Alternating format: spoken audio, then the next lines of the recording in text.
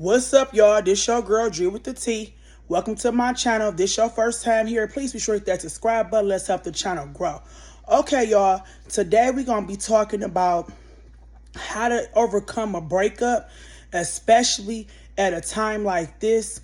This is a vulnerable time of the year for anybody that's going through a breakup or a loss of a loved one or a divorce. Just any loss this time of the year can be as hard on a lot of people, especially considering it's the holiday time. We got Thanksgiving coming up this week. We got Christmas right around the corner. We got New Year's coming up. So we got like major holidays coming up back to back. It's normally the time you spend with your loved ones and your family, which the reason why it's such a vulnerable time of the year, especially if you're grieving over a breakup or a loss of a family member or a significant other, a parent, a child. So, it just can be hard for anybody who's going through that type of loss this time of the year. I'll start off by saying that I myself lost my father back in 2020 during the COVID pandemic. And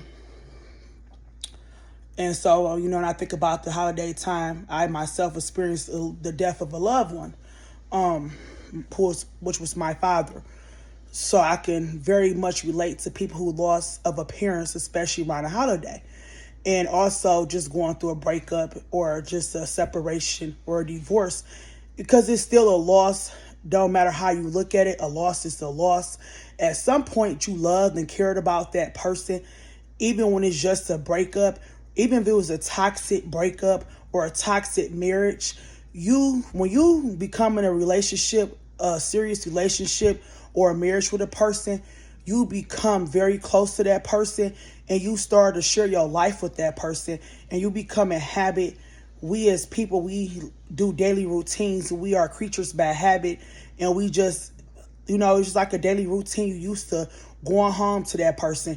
You used to cooking dinner with that person, going on trips with that person. You used to decorating a Christmas tree with that person. You used to having a holiday dinner with that person. If it was your husband or your wife or your boyfriend, your girlfriend, where the family would come over, your family come over, they family come over. Y'all used to come together as a family. And it's definitely that time of the year where you're used to having that family love and that family bond. And because of that, you can find yourself in a relapse, okay? Especially if it's just like a loss and a separation and the person is still alive. You can find yourself in a relapse and tempted to call that person, which can cause it, it could cause you to have a relapse. And if you're not strong enough, you could find yourself right back in that toxic situation just to not be alone for the holiday. So I will encourage anybody that's going through a loss right now to try to reach out to family and friends, especially if it's like a breakup or a divorce of a significant other. Most of the times when we get into relationships, we tend to isolate, especially in toxic relationships, because you're always trying to please your partner and you don't even realize sometimes you start shutting your friends and family out, the people who was there before the relationship, because you're trying to please your partner. And then just by habit, when you become in a marriage or a committed relationship, your children and your significant other normally becomes your primary family, and your siblings and mother and dad usually is secondary. Your household is normally the primary household. So it's understandable if you was used to putting that person first because you was trying to build a family with this person or had a family with this person. So that being said, you usually put your family and friends on a back burner. But this is the time of the year you got to put that pride to the side and get on the phone and start contacting your family and your loved ones. That's going to help through this grief and this pain around this holiday time. Even if it's a death or of a loved one, of a mother or of a father, go spend the holiday with your family. You do not want to spend this holiday alone if you're going through a hard grieving period, okay? Because you're going to start having memories. It's normal to have breakdown, crying spells. Our body normally go through what you call the 5 stages of grief. The first stage is denial. And this anytime you're going through a breakup or the death of a family member, denial, just in denial that the relationship have ended, or in denial that the person have actually passed away or is deceased. And then you go through the stage of denial. That's the first stage. And then you go through a stage of anger, you upset, and bargaining, where you wish if you could just did one last thing, that the relationship would still be there for you. If you wish you could just did something different that kept the relationship going, and bargaining, you just find yourself bargaining with yourself. Okay, that's another stage of grief, and it's normal to bargain for that relationship. Then you got the depression stage. You feeling sad, down, don't want to get out the bed, don't want to move around, don't want to eat, don't want to look at pictures to remind you of that person, love songs, restaurants, holiday times. All that is a normal stage of grief, especially if you used to spending your life with that person. Okay? Then we go through a stage of acceptance, where we accept that the relationship is over.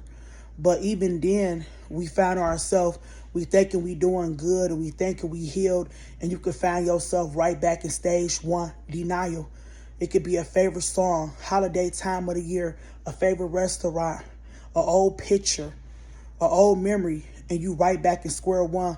You could be having nightmares that night, dreams in your sleep of the person. You right back in square one, denial, crying, and it become unrealistic. Cannot believe the person is gone, and that's okay. And it's okay to cry. It's okay to journal down your feelings. What I do not encourage people to do when you dealing with grief and loss is to use substances. Okay, it will only make it worse. When you use substances, it's not encourageable to use substances when you already in grief and loss. And I will also encourage people to, outside of being around family and support, it's good to exercise. It's good to get a gym membership. You can go out to meditate, do friendly walks for yourself. And last but not least, seek professional help. Seek a mental health therapist. If you feel like you cannot get through this grief alone, you need extra support. And if you don't feel comfortable talking to your friends and family about what you're going through, and you want that confidentiality space just to have that extra support system, please seek mental health treatment. It's nothing wrong with getting a therapist. There's nothing wrong with getting that extra support.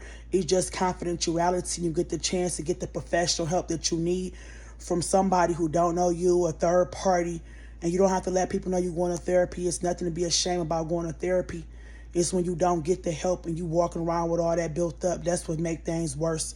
So just go ahead and get the help. And like I said, man, just keep yourself busy during these holiday times.